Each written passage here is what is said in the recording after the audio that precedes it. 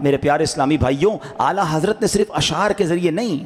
سبحان اللہ، آپ کے فتاووں کو پڑھیں، آپ کی کتابوں کو پڑھیں تو عشق رسول کے سوتے پھوٹتے نظر آتے ہیں۔ چند مثالیں دے دیتا ہوں۔ الحمدللہ عز و جل اہل سنت کا یہ عقیدہ ہے کہ اللہ پاک کی عطا سے ہمارے پیارے آقا علیہ الصلوۃ والسلام اپنی امت کی حاجت روائی کے ساتھ ساتھ ان پر آنے والی مشکلات اور بلاؤں کو دور فرماتے ہیں، اور ہمیں جو کچھ ملتا ہے انہی کے در سے ملتا ہے۔ اسی نظریے کو امام اہل سنت نے قرآن و حدیث کی روشنی میں ثابت کیا ہے، اور اس پر ایک کتاب بنام الامن والعلا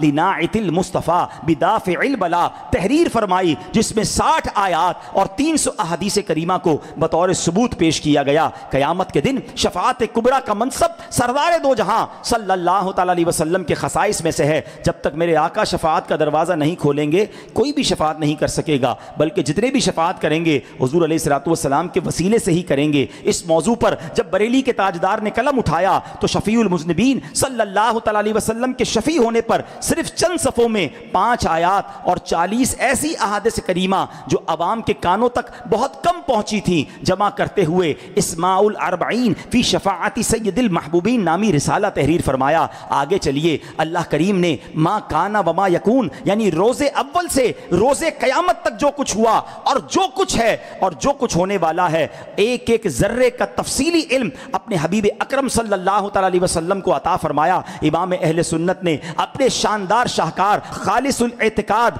میں 120 دلائل بطور اختصار جمع فرمائے ہیں، جبکہ الدولۃ المکیہ بالمادۃ الغیبیہ ازاحۃ العیب بسیف الغیب انباء المصطفیٰ بحال سر و اخفا اور انباء الحی ان کلامہ المصون تبیان لکل شیء میں علم غیب کے مسئلے میں سینکڑوں دلائل تفصیل کے ساتھ تحریر فرما دیے۔ آگے چلیے، نبی رحمت علیہ الصلوۃ والسلام کا نام اقدس سن کر انگوٹھے چومنے کے مسئلے پر سرزمین بریلی شریف پر تشریف فرما حدیث اور اصول حدیث کے اس ماہر نے صرف 29 برس کی عمر میں 30 افادات 12 فائدوں پر مشتمل رسالہ منیر العینی فی حکم تقبیل الابہامین لکھا، اور ہر فائدے کے تحت ایک اصول حدیث، پھر اس کے اس بات میں ڈھیروں دلائل پیش کیے۔ اللہ اکبر۔ مزید آگے چلیں، 1337 ہجری میں الزبدۃ الزکیہ لتحریم سجود التحیہ رسالہ تحریر فرمایا، اور سجدہ تعظیمی کے حرام ہونے پر 40 احادیث اور 150 فقہاء کرام کے نصوص اور 20 دلائل پیش کیے۔ اور آگے چلیے، ایک مٹھی داڑھی شریف رکھنا واجب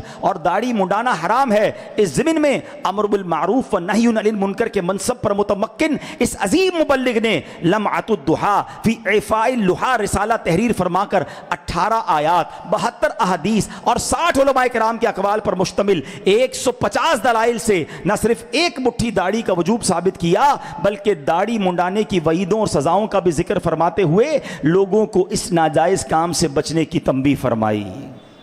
وادی رضا کی کوہ ہمالا رضا کا ہے۔